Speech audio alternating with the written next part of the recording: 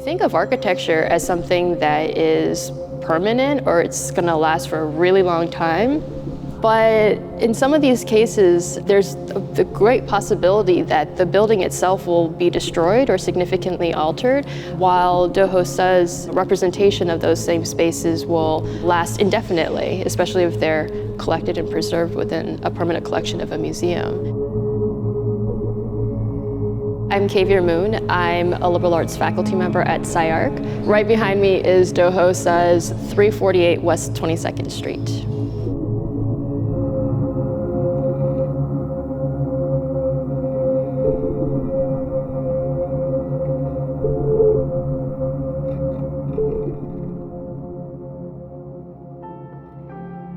My name is Meghan Doherty. I work in LACMA's Contemporary Art Department, and I am curator of this exhibition. Do Ho Suh is an internationally renowned artist, most well known for these fabric architecture sculptures. So this work, 348 West 22nd Street, is an exact scale recreation of the artist's former residence in New York.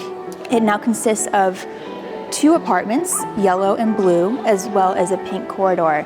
There is in fact 3 additional stories of staircases that, because of sheer size and scale, we couldn't actually incorporate into this installation. The work is made of polyester and a stainless steel armature. And with that translucency of the fabric, we see this collapse between interior and exterior, private and public. But essentially the work spatializes and physicalizes memory. So in that sense, it manifests not simply a domestic space, but a liminal one. This is about how memory works in physical and spatial forms.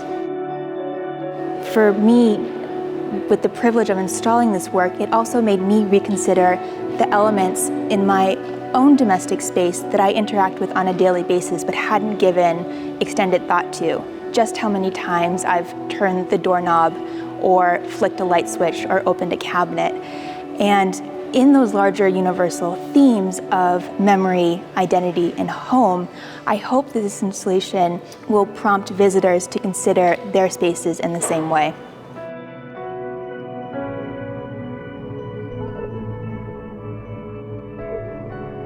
This work is similar to other works in a series that Do Ho Suh has made where he renders various homes that he's lived in different kinds of fabrics, namely polyester and silk. He first started making these architectural fabric pieces in the mid-1990s. His first notable work in this series happened actually down the street here at the Korean Cultural Center in Wilshire. It is a replica of a house that he grew up in, which was in the style of a traditional scholar's home in Korea. A lot of these buildings were being taken down because of the modernization that the city was undergoing in the 60s and 70s. And so actually this home that he created in green silk is a replica of a replica.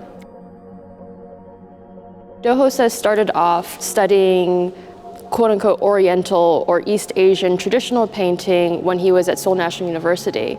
And then when he studied at RISD in the early 1990s, he got interested in sculpture. And so sculpture is what he's probably most known for, although he also does drawings. And they tend to be of a large scale, sort of human size. And he's also played with the human figure in terms of the individual and collectivity. And so, for example, one well-known work is called Some/1, in which he took thousands of military dog tags and shaped them into the form of a metal jacket that's supposed to be reminiscent of a traditional Asian military armor. One of the things that's very interesting about this artwork is that there's actually multiple entry points. There is a very shell-like quality to this artwork, and there's definitely a play between negative space and positive space, between two-dimensionality and the idea of drawings, and three-dimensionality and the idea of sculpture and architecture. I think that the drawing-like quality of this sculpture is really palpable, and it also, I think, underscores the fact that this work is really a representation of something else. It really has to do with memory. It's sort of like an architectural memory of the artist's experiences living in this space.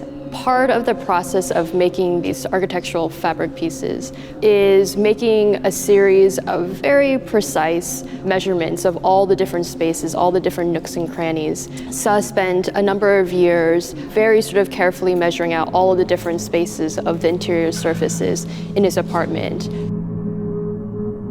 What Suh did for his rubbing loving installation was to cover over all of the interior surfaces of the same spaces that you see in this installation behind me and rub all of the surfaces with graphite and colored pencil.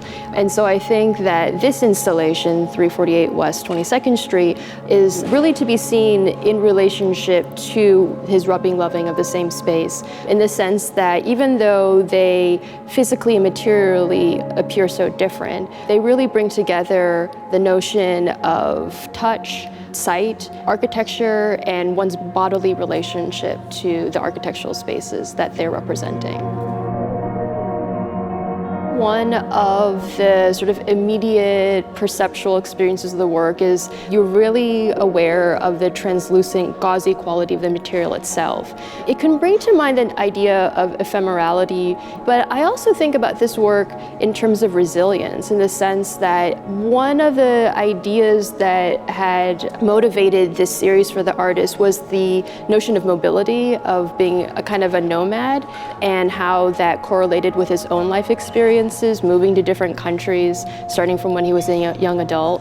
And so I think there's a sense in which this work is really about the ability to appear, and then to sort of pack it up, and then to have it manifest or appear in a different situation, a different site, in a different context.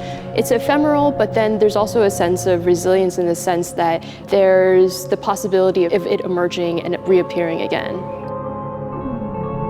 One of the things that I find to be really important about Do Ho Suh's work is that for many of us, there's this experience of migration, dislocation, a diasporic experience that seems to be particularly relevant in terms of how it is that people understand themselves, their own, at times, like people's own personal experiences.